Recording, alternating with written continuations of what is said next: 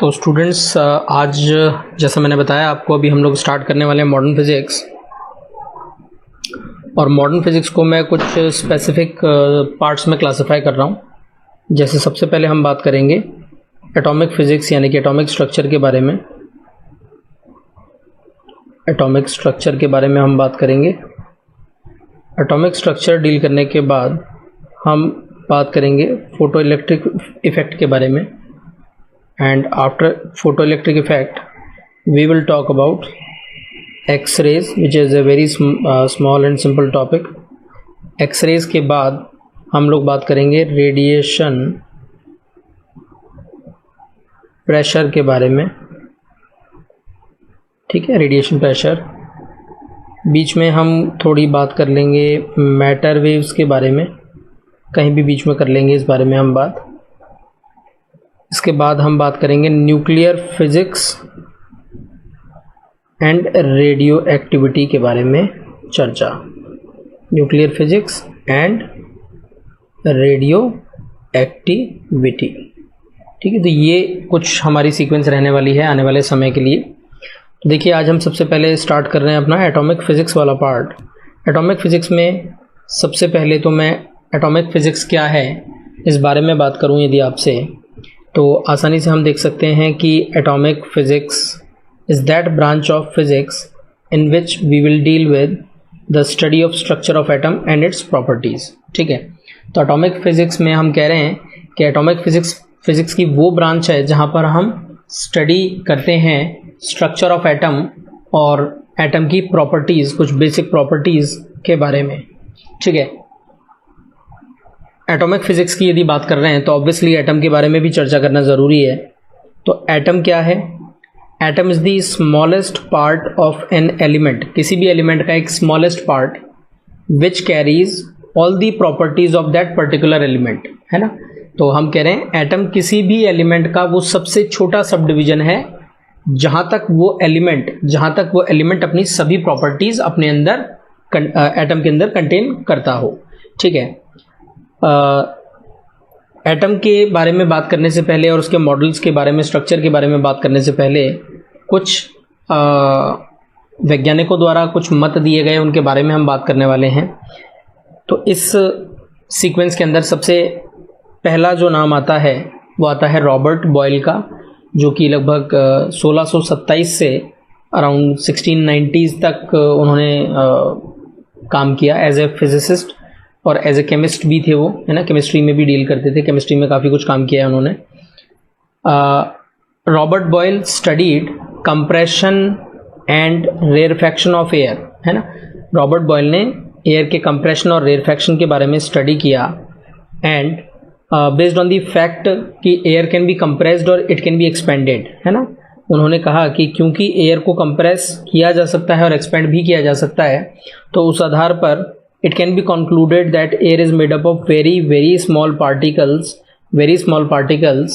and these particles could be regarded as atoms. तो Robert boil का नाम इसलिए वर्थ मेंशनिंग था क्योंकि रॉबर्ट बॉयल की थ्योरी के बाद में ही एटम के वेरियस स्ट्रक्चर्स पर काम करना शुरू किया गया अलग अलग वैज्ञानिकों द्वारा। ठीक है, सबसे पहला जो इम्पॉर्टेंट मॉडल या जो सबसे पहला जो स्ट्रक्चर ऑफ एटम था उसके बारे में हम बात करेंगे।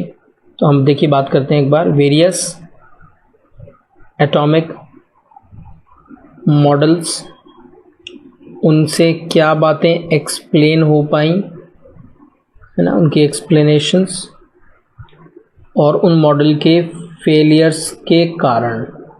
इन तीनों चीज़ों के बारे में हमको बात करनी है अभी इस सीक्वेंस में ही। ठीक है, सबसे पहले जो सबसे पहला मॉडल दिया गया वो दिया गया सर थॉमसन द्वारा।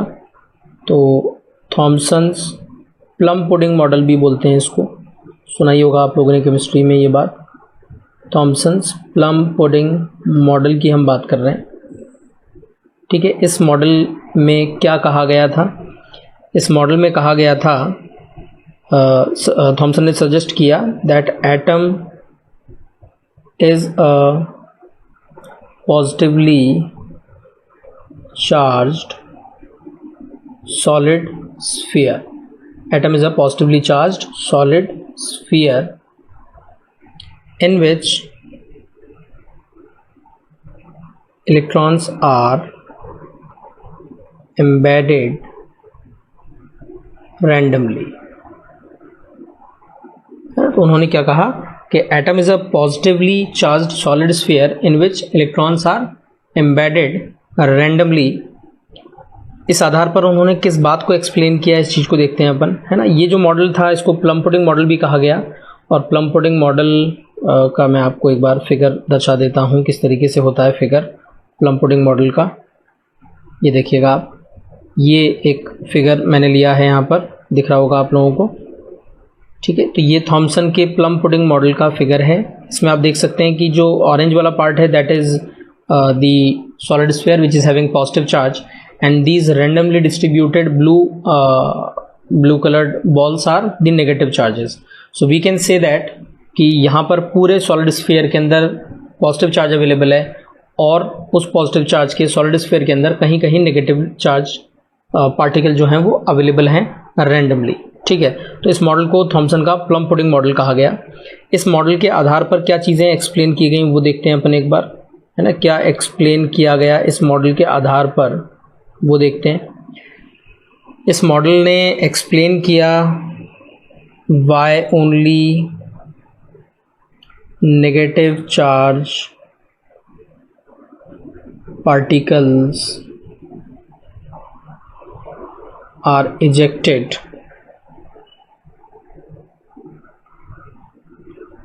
When a gas is heated.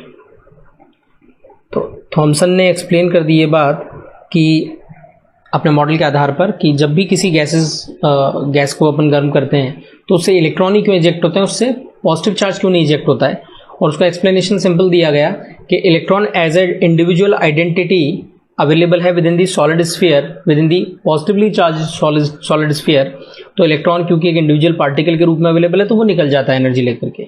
जबकि पॉजिटिव चार्ज की बात करें तो पॉजिटिव चार्ज तो पूरा स्फीयर ही है एक तरीके से, तो वहाँ से पॉजिटिव चार्ज का निकल पाना मुमकिन नहीं है।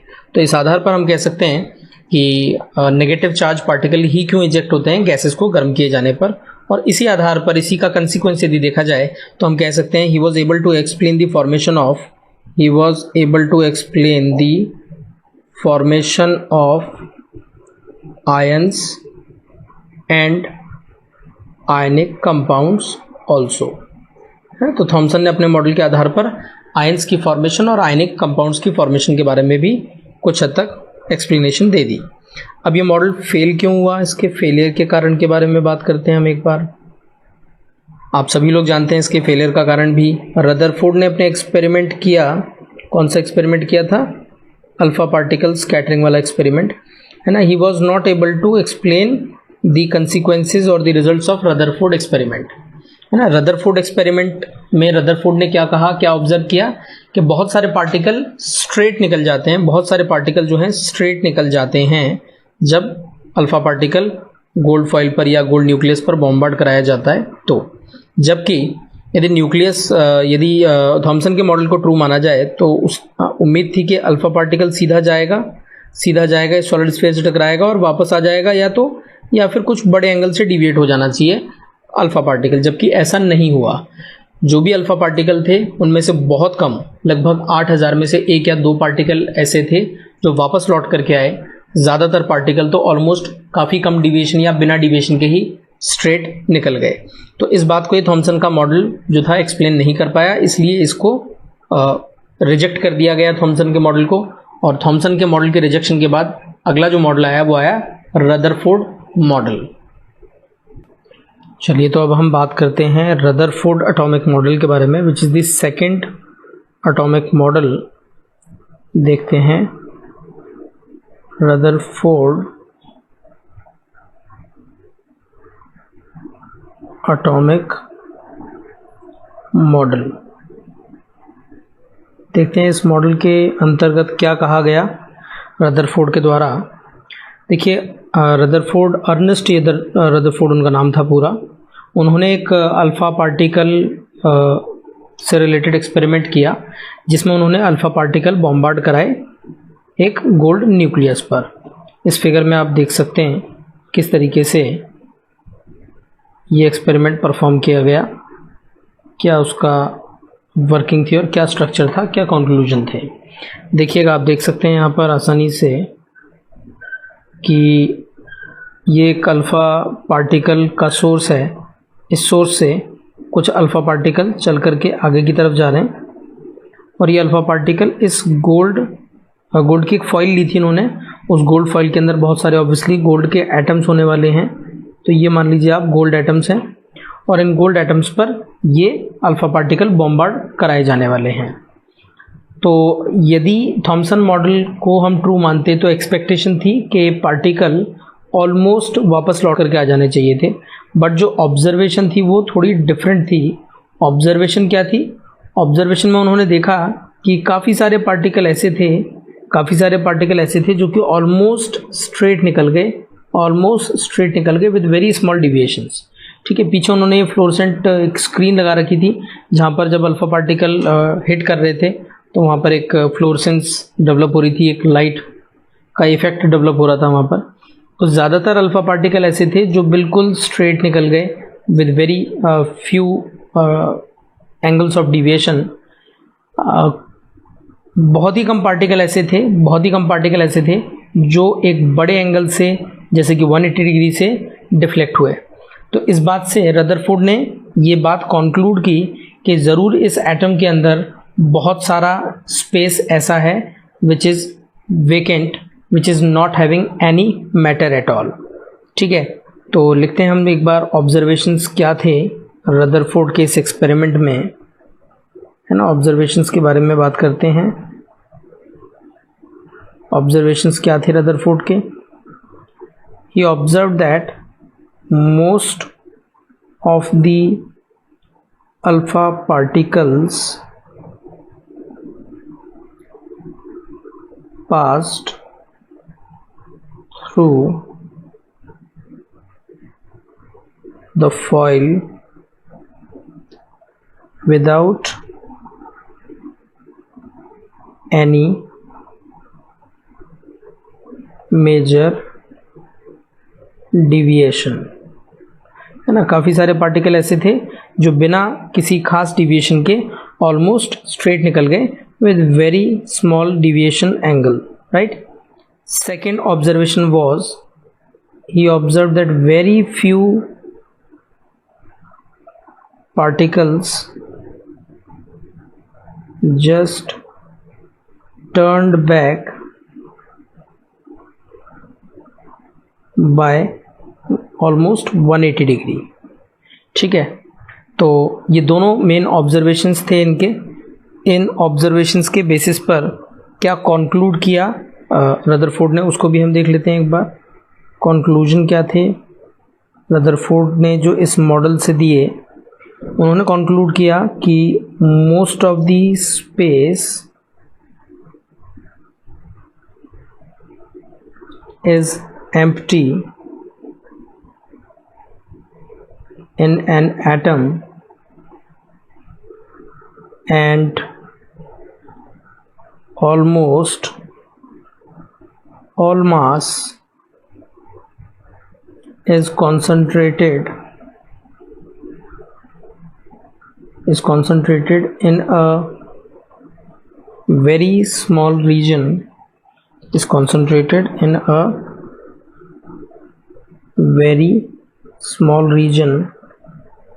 और वो रीजन जिसमें कि सारा मास कॉन्सेंट्रेटेड रहता है ऑलमोस्ट, उस रीजन को क्या कहा गया?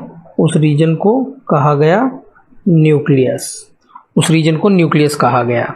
ठीक है, और nucleus is the central part of atom. ठीक है, अगला कंक्लूजन क्या दिया? इस कंक्लूजन को हम बोल देते हैं ए। अगला क्या कंक्लूजन दिया रदरफोर्ड ने अपने इस मॉडल के आधार पर? उन्होंने कहा outside the nucleus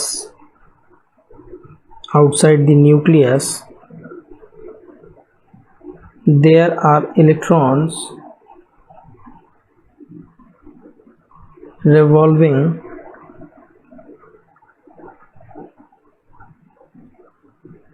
in it at some separation, है ना। रदरफोर्ड ने कहा कि जो न्यूक्लियस है, जो सेंट्रल पार्ट ऑफ एटम है, उसके चारों तरफ एटम किसी पर्टिकुलर या फिक्स्ड सेपरेशन पर हमेशा मूव करते रहते हैं। अब रदरफोर्ड का जो मॉडल था उसके फेलियर के कारण या उसकी शॉर्टकमिंग्स क्या थी, देखते हैं एक बार हम। उस मॉडल की शॉर्टकमिंग्स की हम बात करते हैं। इस मॉडल की शॉर्टकमिंग्स में देखिएगा क्या क्या चीज़ें ऐसी थी जिनको ये रदरफोर्ड का मॉडल, एटॉमिक मॉडल जो था वो एक्सप्लेन नहीं कर पा रहा था। पहली बात तो यही थी कि it could not explain the stability of atom, है ना। स्टेबिलिटी ऑफ एटम को ये एक्सप्लेन नहीं कर पा रहा था। इससे मेरा अर्थ क्या है मैं बता देता हूँ आपको। देखिए जैसे कोई भी एटम है, मान लीजिए एटम में हम कह रहे हैं यहाँ पर न्यूक्लियस है सेंटर पे, और न्यूक्लियस के चारों तरफ इस तरीके से कुछ ऑर्बिट हैं जिनमें मान लेते हैं इलेक्ट्रॉन रिवॉल्व कर रहा है, ठीक है। तो यदि इलेक्ट्रॉन यहाँ पर रिवॉल्व कर रहा है तो इलेक्ट्रॉन पर अंदर की तरफ एक सेंट्रीपिटल फोर्स लग रहा होगा। तो इस इलेक्ट्रॉन के लिए हम कह सकते हैं कि इस इलेक्ट्रॉन के पास एक सेंट्रीपिटल एक्सेलरेशन अवेलेबल है। और मैक्सवेल ने एक थ्योरी दी थी, मैक्सवेल ने अपनी एक थ्योरी दी थी, उसमें उन्होंने कहा था कि कोई भी पार्टिकल जिसके पास एक्सेलरेशन अवेलेबल है, जैसे इस पार्टिकल के पास सेंट्रीपिटल एक्सेलरेशन अवेलेबल था, सो इट मस्ट रेडिएट, जिस भी पार्टिकल के पास एक्सेलरेशन होगा या सेंट्रीपिटल एक्सेलरेशन होगा वो रेडिएट करेगा इलेक्ट्रोमैग्नेटिक रेडिएशंस। और ऑब्वियस सी बात है, यदि ये इलेक्ट्रॉन अपनी एनर्जी रिलीज कर रहा है इलेक्ट्रोमैग्नेटिक रेडिएशंस के रूप में, जो कि होना चाहिए था क्योंकि ये इलेक्ट्रॉन यहाँ पर सर्कल में घूम रहा है तो इसके पास सेंट्रीपिटल एक्सेलरेशन है, तो इस एक्सेलरेटेड इलेक्ट्रॉन को मैक्सवेल की थ्योरी के हिसाब से कुछ इलेक्ट्रोमैग्नेटिक रेडिएशंस रेडिएट करने चाहिए थे, और धीरे धीरे इसको अपनी एनर्जी लूज़ करते हुए, कम करते हुए अपनी एनर्जी को, इसको फाइनली स्पाइरल होते हुए न्यूक्लियस के अंदर ही कोलैप्स कर जाना चाहिए था। बट रदरफोर्ड इस बात को एक्सप्लेन नहीं कर पाए कि ऐसा क्यों नहीं हो रहा है, ये इलेक्ट्रॉन अपनी एनर्जी रेडिएट क्यों नहीं कर पा रहा है किसी भी पर्टिकुलर ऑर्बिट में, ठीक है। इसको फर्दर हम देखेंगे अभी। इन्हीं के स्टूडेंट नील्स बोर ने इस बात को एक्सप्लेन किया था कि ये इलेक्ट्रॉन जो कि सर्कल में घूम रहा है, इसे इलेक्ट्रोमैग्नेटिक रेडिएशन एमिट भी करनी चाहिए थी, but still why is this electron not radiating any energy and it is not falling into the nucleus finally, ठीक है। चलिए इसके बाद हम बात करें, एक और इसकी शॉर्टकमिंग थी, है ना। पहली शॉर्टकमिंग हमने देख ली, दूसरी शॉर्टकमिंग क्या थी? It could not explain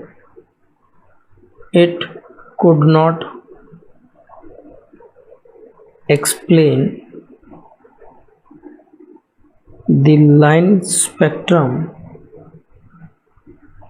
spectrum of hydrogen, है ना। इससे मेरा क्या अर्थ है देखिएगा भाई, मुझे यहाँ पर उम्मीद थी कि ये जो इलेक्ट्रॉन है, ये वाला इलेक्ट्रॉन, इस इलेक्ट्रॉन को लगातार अपनी एनर्जी कम करते हुए फाइनली इस तरीके से स्पाइरल पाथ पर मूव करते करते फाइनली इस न्यूक्लियस के अंदर कोलैप्स हो जाना चाहिए था। और इस प्रोसेस के दौरान क्योंकि ये इलेक्ट्रॉन लगातार अपनी एनर्जी रिलीज़ कर रहा है, तो जो हाइड्रोजन स्पेक्ट्रम के बारे में हम काफ़ी डिटेल में आगे बात करने वाले हैं। कुछ एक्सपेरिमेंटल फैक्ट्स एंड फिगर्स भी मैं आपको वहाँ पर बताऊँगा हाइड्रोजन स्पेक्ट्रम से रिलेटेड। बट अभी हाल फिलहाल के लिए आप इतना समझ लीजिए कि जो रदरफोर्ड का मॉडल था वो एक्सप्लेन नहीं कर पाया कि हाइड्रोजन के स्पेक्ट्रम में कुछ स्पेसिफिक लाइंस क्यों मिलती हैं। रदरफोर्ड के मॉडल के अनुसार इस इलेक्ट्रॉन को लगातार एनर्जी रेडिएट करनी चाहिए थी। लगातार जब ये एनर्जी रेडिएट करेगा, अपनी इस रेडियस को धीरे धीरे कम करेगा, तो इस इलेक्ट्रॉन से हर वेवलेंथ की लाइट निकलनी चाहिए थी। तो जो इसका स्पेक्ट्रम बनना चाहिए था हाइड्रोजन का, उस हाइड्रोजन के स्पेक्ट्रम में पूरा कंटिन्यूस स्पेक्ट्रम होना चाहिए था, जबकि हाइड्रोजन के स्पेक्ट्रम में होता क्या है, कहीं कहीं स्पेसिफिक लाइंस आती हैं। तो इन लाइंस को एक्सप्लेन नहीं कर पाया था रदरफोर्ड का ये वाला मॉडल, ठीक है। आई होप मेरी बात यहाँ तक क्लियर है आपको। अब देखिए इसी के अंदर मैं एक छोटा सा पॉइंट और डील कर रहा हूँ जिसको मैं कह रहा हूँ डिस्टेंस ऑफ क्लोजेस्ट अप्रोच, है ना, डिस्टेंस ऑफ क्लोजेस्ट अप्रोच की मैं यहाँ पे बात कर देता हूँ एक बार। डिस्टेंस ऑफ क्लोजेस्ट अप्रोच, यहाँ पर मैं डिस्टेंस ऑफ क्लोजेस्ट अप्रोच की बात इसलिए कर रहा हूँ क्योंकि जब गोल्ड के किसी भी एटम पर, गोल्ड फॉइल में जो एटम्स अवेलेबल थे, किसी भी गोल्ड एटम पर यदि कोई भी अल्फ़ा पार्टिकल बॉम्बार्ड कराया जाए इस तरीके से, तो होता क्या है, ये अल्फ़ा पार्टिकल सीधा चलता चलता चलता एक पर्टिकुलर मिनिमम डिस्टेंस तक आता है और फिर वापस लौट करके चला जाता है।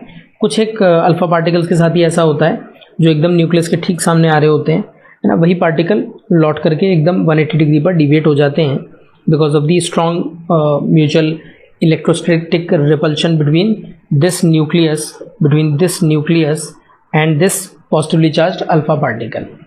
ठीक है, तो हमसे यदि पूछ लिया जाए कि भाई ये अल्फ़ा पार्टिकल मिनिमम कितना नज़दीक तक आ सकता है इस एटम के, तो वही हम देखना चाह रहे हैं कि कोई भी अल्फ़ा पार्टिकल मैक्सिमम कितना नज़दीक तक जा सकता है किसी भी एटम के। तो देख लीजिए, वो ऑब्वियसली वो डिपेंड करेगा कि इनिशियली काइनेटिक एनर्जी कितनी है इस अल्फ़ा पार्टिकल की। मान लीजिए अल्फ़ा पार्टिकल की काइनेटिक एनर्जी है k0, तो हम क्या कहेंगे कि जब ये पार्टिकल लौटेगा तो हम जानते हैं कि इसकी स्पीड कितनी हो गई होगी, 0 हो गई होगी। स्पीड 0 करने तक चाहे तो आप वर्क एनर्जी थ्योरम लगा दें या एनर्जी कंजर्वेशन लगा दें। चलिए, ये अल्फ़ा पार्टिकल पहले काफ़ी दूर था, मान लेते हैं इन्फाइनाइट पर था, तब इसकी काइनेटिक एनर्जी थी k0 और पोटेंशियल एनर्जी थी इसकी 0। जब ये पार्टिकल अल्फ़ा पार्टिकल यहाँ पहुँच गया एकदम क्लोजेस्ट डिस्टेंस पर, तब इसकी काइनेटिक एनर्जी कितनी हो गई होगी, 0, और सारी एनर्जी किस रूप में आ गई होगी, पोटेंशियल के रूप में। पोटेंशियल एनर्जी कैसे लिखें, मान लीजिए इस न्यूक्लियस का जो एटॉमिक नंबर है वो z है, तो इसके अंदर जो चार्ज पार्टिकल या जो चार्ज हो जाएगा टोटल वो कितना हो जाएगा, Ze। तो kZe इंटू ये अल्फ़ा पार्टिकल आ रहा है, अल्फ़ा पार्टिकल का चार्ज हो जाएगा 2e अपॉन, और जो भी ये मिनिमम डिस्टेंस होने वाली है इसकी, उसको अपन लिख देते हैं r0। ये जो दूरी है अल्फ़ा पार्टिकल और न्यूक्लियस के बीच की दूरी, उसको हम r0 बोल देते हैं इस तरीके से। ठीक है, तो यदि हमसे r0 पता करने के लिए कहा जाए तो हम आराम से पता कर सकते हैं 2kZe² बाय k0। k0 क्या है, k0 is kinetic energy at large separation, है ना। जब अल्फ़ा पार्टिकल बहुत दूर है न्यूक्लियस से, तब कितनी काइनेटिक एनर्जी थी इस अल्फ़ा पार्टिकल की, वो एनर्जी को हमने कहा हुआ है क्या, उस एनर्जी को हमने कहा हुआ है k0। तो this is the distance of minimum separation for an electron for alpha particle in fact when it moves towards the gold nucleus. Fine. देखिए, रदरफोर्ड मॉडल के बाद उन्हीं के स्टूडेंट थे नील्स बोर, जिन्होंने रदरफोर्ड के मॉडल में जो कमियां थी उनको रेक्टिफाई किया, उनसे रिलेटेड चीज़ों को एक्सप्लेन भी किया। तो चलिए देखते हैं हम लोग एक बार बोर मॉडल, नील्स बोर ने जो मॉडल दिया था अपना एटॉमिक मॉडल, वो क्या था, उसमें किन किन बातों के बारे में उन्होंने एक्सप्लेन की थी चीज़ें। तो देखिए, बोर ने जो मॉडल दिया था उसमें उन्होंने 3 पोस्टुलेट्स दिए थे, 3 अपने अजम्पशंस दिए थे। ठीक है, उन पोस्टुलेट्स, उन रूल्स, उन अजम्पशंस के बारे में हम एक एक करके बात करते हैं। तो देखिएगा, आप ये पोस्टुलेट्स पता होंगे आपको, बट एक बार हम वापस देख रहे हैं। बोर की जो पहली पोस्टुलेट थी, बोर ने टोटल 3 पोस्टुलेट दिए थे। पहली पोस्टुलेट थी an electron in an atom can revolve around nucleus in certain stable orbits. ठीक है, विदाउट एमिशन ऑफ एनर्जी। तो बोर ने कहा कि इलेक्ट्रॉन जो है न्यूक्लियस के चारों तरफ कुछ पर्टिकुलर स्टेबल ऑर्बिट्स में घूम सकता है बिना किसी एनर्जी को रेडिएट किए। इलेक्ट्रॉन कुछ पर्टिकुलर स्टेबल ऑर्बिट्स में घूम सकता है। ये ऑर्बिट्स की स्टेबिलिटी कैसे डिसाइड होती है थोड़ा सा हम बात कर लेंगे आगे चल करके, बट अभी अपन ये समझ लेते हैं जस्ट कि बोर ने बताया कि जो भी एटम है उसमें कुछ ऑर्बिट्स ऐसे होते हैं which are called stable orbits.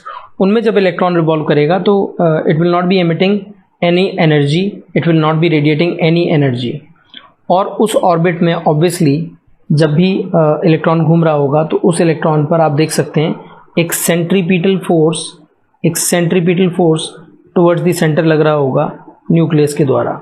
मान लीजिए इलेक्ट्रॉन रिवॉल्व कर रहा है इस ऑर्बिट के अंदर, और Ze तो हो गया mass charge of nucleus, charge positive charge in the nucleus.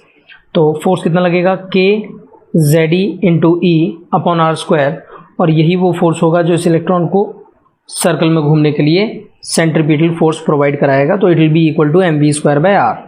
तो ये आपको ध्यान रखनी है बात थोड़ी सी कि k Ze square by r square is equal to mv square by r होगा फॉर द इलेक्ट्रॉन रोटेटिंग और revolving in the stable orbit.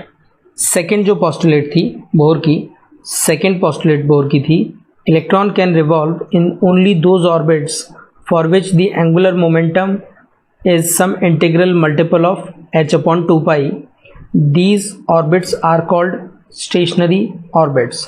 तो इलेक्ट्रॉन, बोर ने बताया कि इलेक्ट्रॉन सिर्फ उन्हीं ऑर्बिट्स में घूम सकता है जिन ऑर्बिट्स में उस इलेक्ट्रॉन का जो एंगुलर मोमेंटम है वो h अपॉन 2 पाई का इंटीग्रल मल्टीपल हो, यानी कि n टाइम्स h अपॉन 2 पाई हो।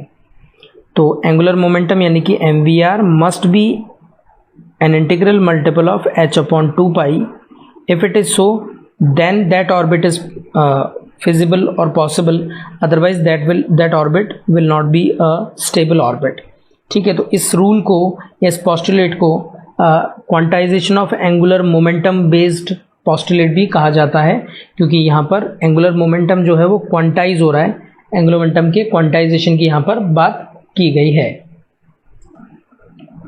इसी तरीके से हम बोर की तीसरी पोस्टुलेट के बारे में यदि बात करें तो तीसरी पोस्टुलेट भी देखिए आप, एनर्जी से रिलेटेड ही है।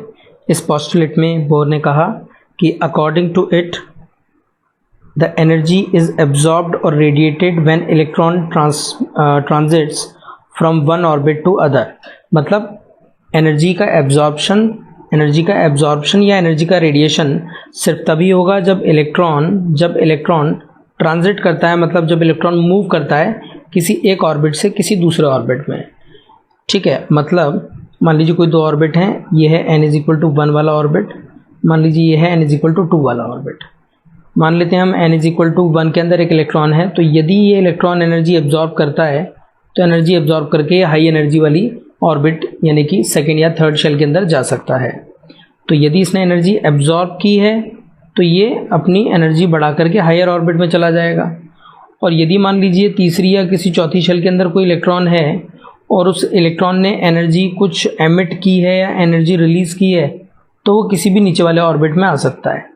तो इलेक्ट्रॉन को नीचे वाले ऑर्बिट में आने के लिए एनर्जी रिलीज़ करनी पड़ेगी और ऊपर वाले ऑर्बिट में जाने के लिए एनर्जी इलेक्ट्रॉन को एब्जॉर्ब करनी पड़ेगी। This is a fact, right. तो according to this postulate energy photon is released. Energy कब रिलीज हो रही है देख सकते हैं हम। Energy photon is released when electron jump from higher orbit to lower orbit या लोअर वन। तो हायर से जब लोअर की तरफ इलेक्ट्रॉन आ रहा है, हायर से जब लोअर इलेक्ट्रॉन आ रहा है तो एनर्जी रिलीज हो रही है, और जब लोअर से हायर की तरफ ऊपर जा रहा है तो एनर्जी एब्जॉर्ब हो रही है। तो एनर्जी एब्जॉर्ब हो रही है सिंपली। ठीक है, तो यही पोस्टुलेट थी बोर की कि एनर्जी यदि रेडिएट हो रही है, मतलब हाई शेल से लो शेल के अंदर आया है पार्टिकल, और यदि एनर्जी एब्जॉर्ब हो रही है तो नीचे वाले शेल से ऊपर वाले शेल में गया है इलेक्ट्रॉन। और जो एनर्जी का डिफरेंस होगा या जो फोटोन निकलेगा या जो फोटोन एब्जॉर्ब होगा उसकी energy is related by this result E is equal to h nu, है ना। तो दोनों ऑर्बिट्स की एनर्जी का जो डिफरेंस होगा वो हम फोटोन की एनर्जी या फोटोन की फ्रीक्वेंसी के रूप में हम लिख सकते हैं E is equal to h nu के रूप में। ठीक है, चलिए इसके आगे हम देखेंगे नेक्स्ट कुछ रिजल्ट्स हम बात करेंगे, कुछ इम्पॉर्टेंट रिजल्ट्स जैसे रेडियस, एनर्जी, इनके बारे में अब हम लोग बात करने वाले हैं। तो चलिए अब हम बात करते हैं various properties and parameters of electron के बारे में। Various properties and parameters of electron in Bohr's atomic model, है ना। बोहर के मॉडल में हम डिफरेंट उससे रिलेटेड प्रॉपर्टीज़, जैसे उसकी रेडियस है, एनर्जी है, जैसा मैंने कहा अभी, उसके बारे में हम बात करते हैं। ठीक है, एक इम्पॉर्टेंट बात यहाँ पर है, वो ये है कि here we will deal with single electron systems. यहाँ पर हम ऐसे सिस्टम्स की बात करेंगे जिसमें सिर्फ एक ही इलेक्ट्रॉन है, जैसे हाइड्रोजन एटम की हम बात कर लें, He+ की बात कर लें, Li++ की बात कर लें, और बेरिलियम आयन की बात कर लें, बेरिलियम ट्रिपल+ या +++ की बात कर लें हम। ये सारे जो एटम्स या आयन्स हैं, ये कैसे सिस्टम हैं जिनमें 1 इलेक्ट्रॉन है सिर्फ। तो जो बोर का मॉडल है दैट इज़ वैलिड और applicable only for single electron. ठीक है, सबसे पहले मैं बात करता हूँ रेडियस ऑफ बोहर्स ऑर्बिट, है ना। ऑर्बिट की रेडियस कितनी होगी किसी भी शेल के लिए?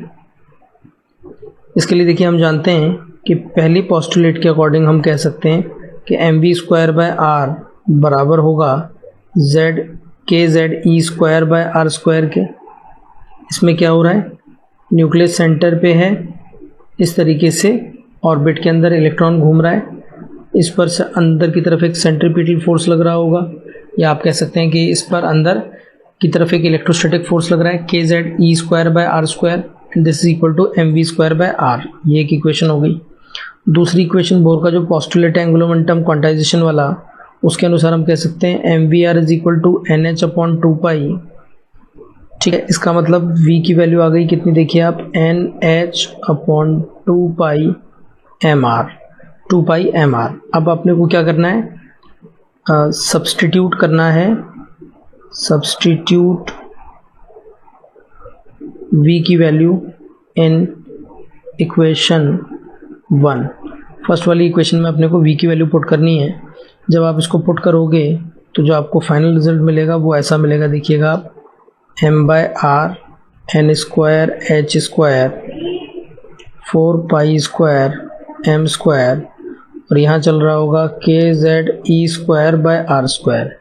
यहाँ पर बस एक m से m कैंसिल हो जाएगा, फाइनल जो रिज़ल्ट आपको मिलेगा वो ऐसा कुछ होगा, n² h² 4π² m kZe²। इस तरीके से ये रिज़ल्ट मिलेगा आपको। ये रिज़ल्ट जो कि रेडियस का है, आपको याद रखने की कोशिश करनी है। ठीक है, याद रखना है आपको रिज़ल्ट। इसको थोड़ा सा यदि हम वैल्यूज़ पुट कर दें इन कॉन्स्टेंट्स की, तो हमको पता लगेगा, ये आ जाएगी 0.529 n²/z एंगस्ट्रॉम, है ना। तो इस तरीके से ये रिज़ल्ट फाइनली आपको याद रखना है। इसके बाद सेकेंड नंबर पे हम बात करते हैं velocity of electron in nth orbit, है ना। Velocity of electron in nth orbit. किसी भी nth ऑर्बिट में वेलोसिटी ऑफ इलेक्ट्रॉन क्या होने वाली है, इसके बारे में हम बात करते हैं।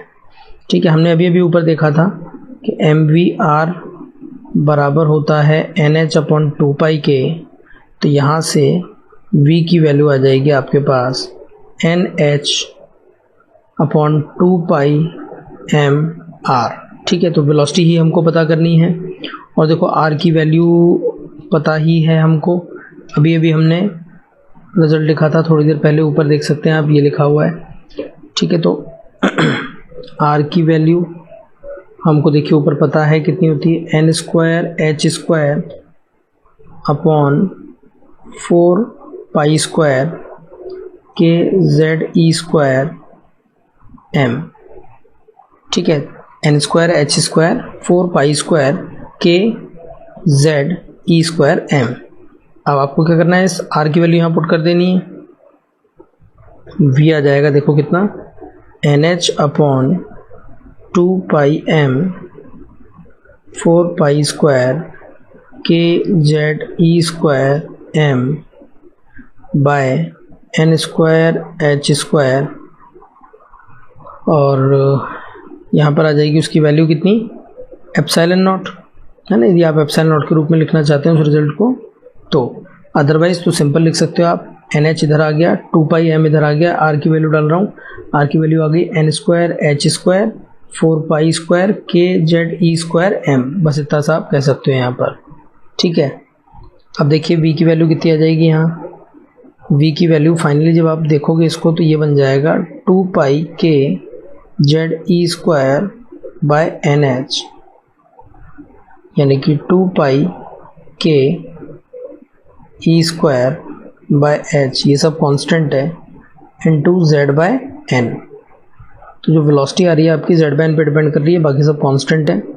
कांस्टेंट्स की वैल्यू पुट कर दूं तो 2.18 इंटू 10 की पावर 6 z बाय n, और ये हो जाएगा कितना, मीटर पर सेकेंड। तो इस तरीके से वेलोसिटी का फंक्शन भी हम डिराइव कर सकते हैं। देखिए अभी हमने वेलोसिटी तक की बात कर ली है, इसके बाद हम बात कर लेते हैं एंगुलर वेलोसिटी की। एंगुलर वेलोसिटी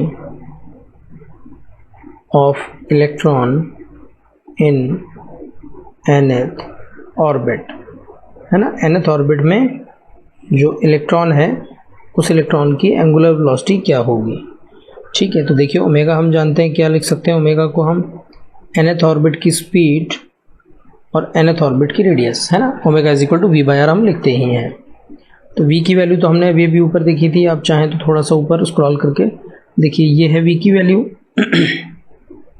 उसको आप पुट करेंगे यदि तो ये आ जाएगा, देखिए 2 पाई k z e square by NH, ये तो मिल गई अपने को v की वैल्यू। और रेडियस की आपको थोड़ा सा याद रखना है, मैं वापस दिखा देता हूँ आपको, देखो n स्क्वायर h स्क्वायर 4 पाई square k z e square m, ठीक है। तो लिख देते हैं यहाँ पे अपन n square h square upon 4 पाई square k z e square और m, ठीक है। इस तरीके से आ गया। जब आप इसको सॉल्व करोगे थोड़ा सा तो ये ऐसा दिखेगा आपको, कुछ नीचे लिखता हूँ मैं 2 पाई k z e square NH into n square h square into 4 पाई square k z e square m, ठीक है। इसको थोड़ा सा सॉल्व कर रहे हैं। क्या किया मैंने, कुछ नहीं, सिंपल बस इसको ऊपर ले गया हूँ मैं, और ये वाला NH इस n स्क्वायर h स्क्वायर से मल्टीप्लाई हो गया है, ठीक है। इसको थोड़ा सा सिंप्लीफाई कर देते हैं अपन। तो देखो 4 है और 2 है और पाई क्यूब हो जाएगा, तो 8 pi cube k square z square e to the power 4 और m आ गया। अपॉन में देखो क्या आ गया, अपॉन में आ गया NH और इसका क्यूब, तो यार ये अपने पास क्या, ओमेगा। तो आप देख सकते हो कि nth शेल में जो ओमेगा की वैल्यू होगी वो हो जाएगी z स्क्वायर और n क्यूब के प्रोपोर्शनल। तो इस तरीके से आपको ये वाला जो रिज़ल्ट है ओमेगा का, ये रिज़ल्ट आपको फाइनली याद रखना है, ठीक है। इसी के बाद और यदि हम बात करें फ्रीक्वेंसी ऑफ इलेक्ट्रॉन की बात करें, मान लीजिए आप चौथे नंबर पे हम, है ना, फ्रीक्वेंसी ऑफ इलेक्ट्रॉन देखते हैं। Frequency of electron in nth orbit, तो वो भी कोई मुश्किल चीज़ नहीं है, क्योंकि हमने ओमेगा तो निकाल ही लिए और हम जानते हैं कि 2 पाई f बराबर होता है ओमेगा के। तो f जो कि फ्रीक्वेंसी है की वैल्यू हो जाएगी ओमेगा बाई 2 पाई, और ओमेगा हमारे पास है ही जिसमें 8 पाई क्यूब आ रहा है, तो 8 पाई क्यूब के बजाय यहाँ पर आने लग जाएगा, देख लीजिए आप कितना, 4 पाई स्क्वायर, बाकी सब कुछ same, k square Z square E की power 4 k square Z square E की power 4 by m upon N H का क्यूब, एन एच और इसका क्यूब, ठीक है। तो 2 पाई वाली टर्म कैंसिल हो गई, तो 8 पाई क्यूब में से 2 पाई हटाया तो 4 पाई स्क्वायर बचा। तो फ्रीक्वेंसी जो है आप देख सकते हैं प्रोपोर्शनल है किसके, Z square by n cube के। तो इस तरीके से ये आपका फ्रीक्वेंसी की प्रोपोर्शनलिटी के लिए रिजल्ट आ जाएगा।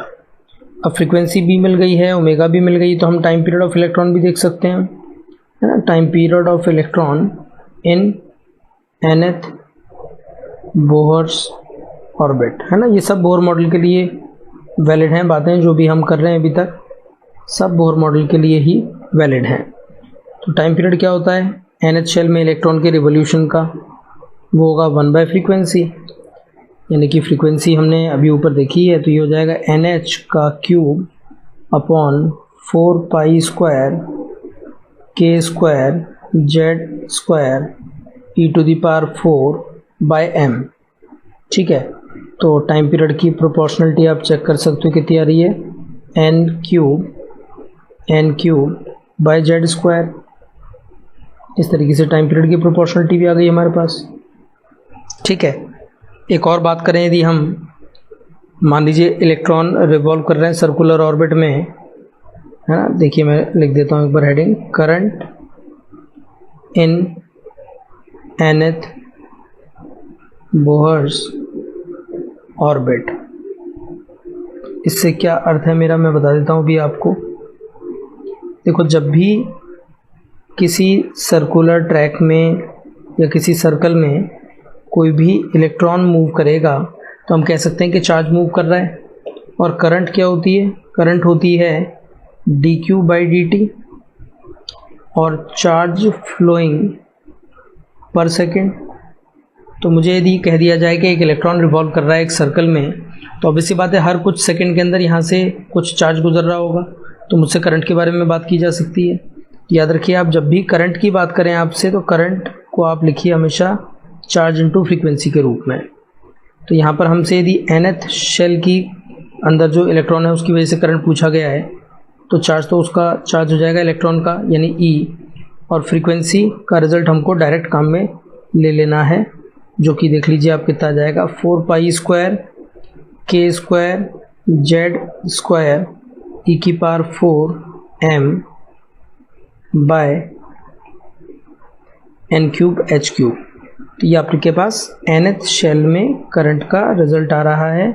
और आप देख सकते हैं कि जो करंट है वो प्रोपोर्शनल आ रही है किसके, Z²/n³ के, Z²/n³ है यहाँ पर, Z²/n³ के प्रोपोर्शनल आ रही है करंट आपके पास, ठीक है। तो इस तरीके से करंट की प्रोपोर्शनलिटी के बारे में हमें रिजल्ट थोड़ा सा ध्यान रखना है। चलिए देखिए, नेक्स्ट पॉइंट हम बात कर रहे हैं 7th नंबर पर, दैट इज मैग्नेटिक इंडक्शन और magnetic field, you can say magnetic induction eight nucleus due two electron revolving in nth orbit, है ना। जो nth ऑर्बिट में इलेक्ट्रॉन रिवॉल्व कर रहा है, उस इलेक्ट्रॉन के कारण हम देख रहे हैं कि मैग्नेटिक फील्ड सेंटर पर कितना बनेगा। तो देखिए, किसी भी सर्कल में यदि कोई करंट फ्लो होता है तो magnetic field is given by this μ0I/2r, है ना। और nth ऑर्बिट है तो nth ऑर्बिट की रेडियस लेंगे और nth ऑर्बिट की जो करंट है वो यहाँ पर इस्तेमाल की जाएगी। अब nth ऑर्बिट में करंट कितनी होती है, देखिए ऊपर ही हमने रिजल्ट डिराइव किया है जस्ट, है ना। तो ऊपर वाले रिजल्ट को हम यहाँ नोट कर लेते हैं, μ0E 4 π² K² Z² e⁴/m upon n³ और h³, ठीक है, अपॉन 2 टाइम्स Rn, ठीक है। तो nth ऑर्बिट की रेडियस कितनी होती है वो भी देखिए हमको याद होनी चाहिए। nth ऑर्बिट में रेडियस कितनी होती है ये लिखी हुई है, देखिए आप यहाँ पर, मैं आपको बता देता हूँ।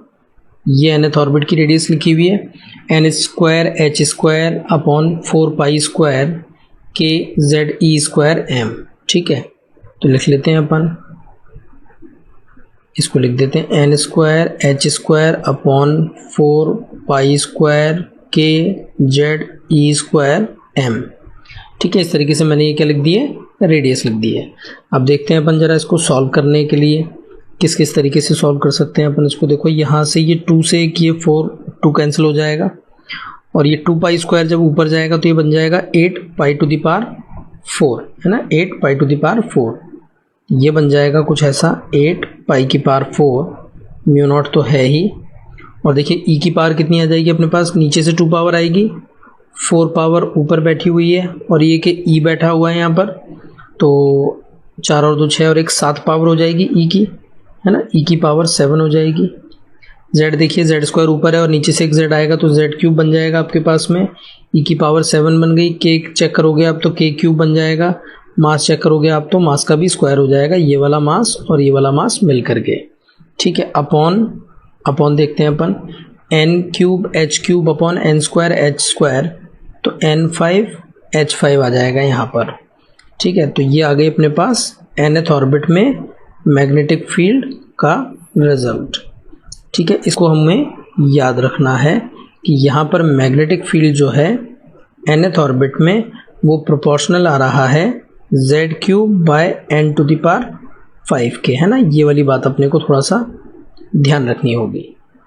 नेक्स्ट जो हमें चर्चा करनी है 8th नंबर के पॉइंट में, वो है energy of electron in nth orbit, है ना। Energy of electron in nth Bohr's orbit,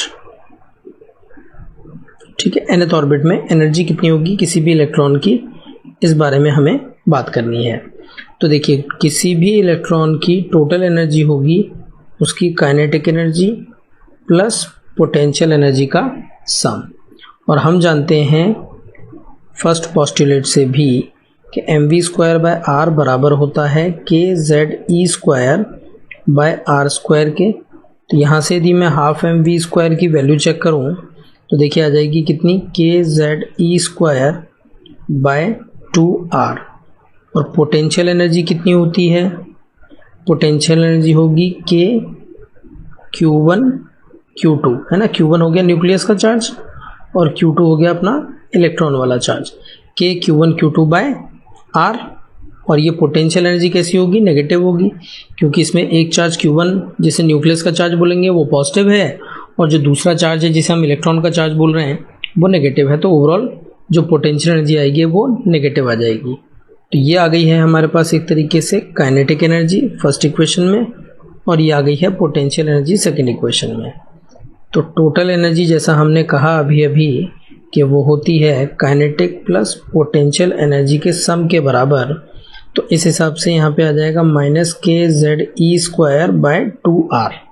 अब यदि मुझे nth ऑर्बिट की टोटल एनर्जी पता करनी है तो यहाँ पे nth ऑर्बिट की रेडियस मुझे इस्तेमाल करनी होगी।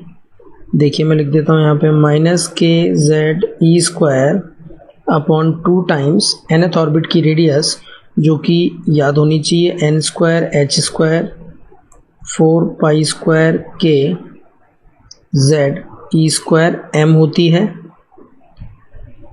इसको यदि हम ऊपर ले जाएंगे तो टोटल एनर्जी nth ऑर्बिट में आपको मिलेगी माइनस 2 पाई स्क्वायर। देखो ये 2 पाई स्क्वायर क्यों आ रहा है, क्योंकि 2 से 2 कैंसिल हुआ है, तो 2 पाई स्क्वायर ऊपर चला गया, k स्क्वायर आ जाएगा, यहाँ पे k स्क्वायर आ जाएगा, z स्क्वायर आ जाएगा, e to the power 4 m आ गया ऊपर, नीचे क्या बचा n स्क्वायर और h स्क्वायर, है ना।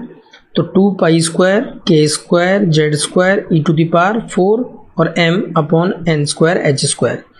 इसमें यदि सारे कांस्टेंट्स की हम वैल्यू डाल दें तो जो टोटल एनर्जी हमें मिलती है यहाँ पर वो मिलती है माइनस 13.6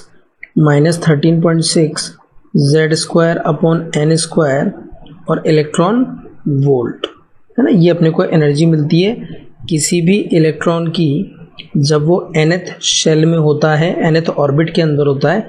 और ये जो एनर्जी है ये इलेक्ट्रॉन की टोटल एनर्जी है nth ऑर्बिट में, और ये एनर्जी नेगेटिव है। इसका मतलब क्या है, ये ध्यान रखिएगा, डॉट है यहाँ पर, है ना। ये नेगेटिव है, इसका मतलब क्या है, सिस्टम जो है वो कैसी स्टेट में है, बाउंड स्टेट में है इलेक्ट्रॉन, मतलब बंधा हुआ है ये इलेक्ट्रॉन न्यूक्लियस से, ठीक है।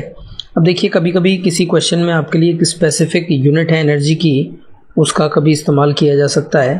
तो यूनिट ऑफ एनर्जी एक और यहाँ पर हमने तो ऊपर वाली जो एनर्जी निकाली है वो इलेक्ट्रॉन वोल्ट में निकाली है, ये भी मैं बता देता हूँ आपको। वैसे पता होगा कि 1 इलेक्ट्रॉन वोल्ट कितने जूल के बराबर होता है, बट कई बार एक और यूनिट जिसे रेडबर्ग यूनिट ऑफ एनर्जी बोल सकते हैं आप, है ना, रेडबर्ग यूनिट ऑफ एनर्जी क्या है इसके बारे में और बात करते हैं हम। तो 1 Rydberg is equal to 2.2 into 10⁻⁻18 joule.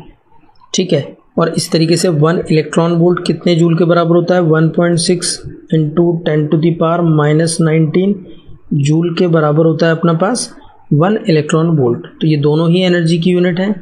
ये थोड़ा इंपॉर्टेंट रिजल्ट्स हैं, आपको ध्यान रखने हैं। ठीक है, आई होप मेरी बात यहाँ तक आपको क्लियर है। देख लीजिए वापस आप, मैंने यहाँ पर 2 चीज़ों की बात की है। ऊपर मैंने मैग्नेटिक फील्ड पता किया सेंटर पर, जो कि Z³/n⁵ के प्रोपोर्शनल आ रहा है। और यहाँ पर मैंने एनर्जी की बात की है, टोटल एनर्जी की, which is sum of kinetic and potential. Kinetic energy निकालने के लिए बिल्कुल सिंपल तरीका था, mv²/r को मैंने इस सेंट्रीपिटल फोर्स जो होता है, जिसकी वजह से ये जो इलेक्ट्रॉन है न्यूक्लियस के चारों तरफ रिवॉल्व कर रहा होगा अट्रैक्टिव फोर्स के कारण, तो उससे मैंने निकाली है यहाँ पे kinetic energy, which came out to be kZe²/2r।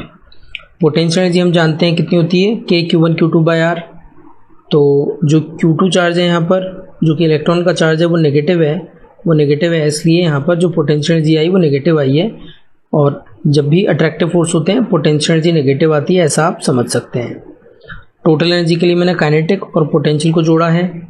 जब मैं इस kZe²/2r और इस -kZe²/r को ऐड करूँगा तो मेरे पास आ जाएगा -kZe²/2r। r जो है वो nth शेल की रेडियस है। थोड़ा सा सॉल्व किया तो nth शेल की जो एनर्जी आई इलेक्ट्रॉन की वो इतनी आ गई अपने पास, 2π²k²z²e⁻⁴m/n²h²। ये सारी वैल्यू जब आप डालोगे तो ये आ जाएगी लगभग -13.6।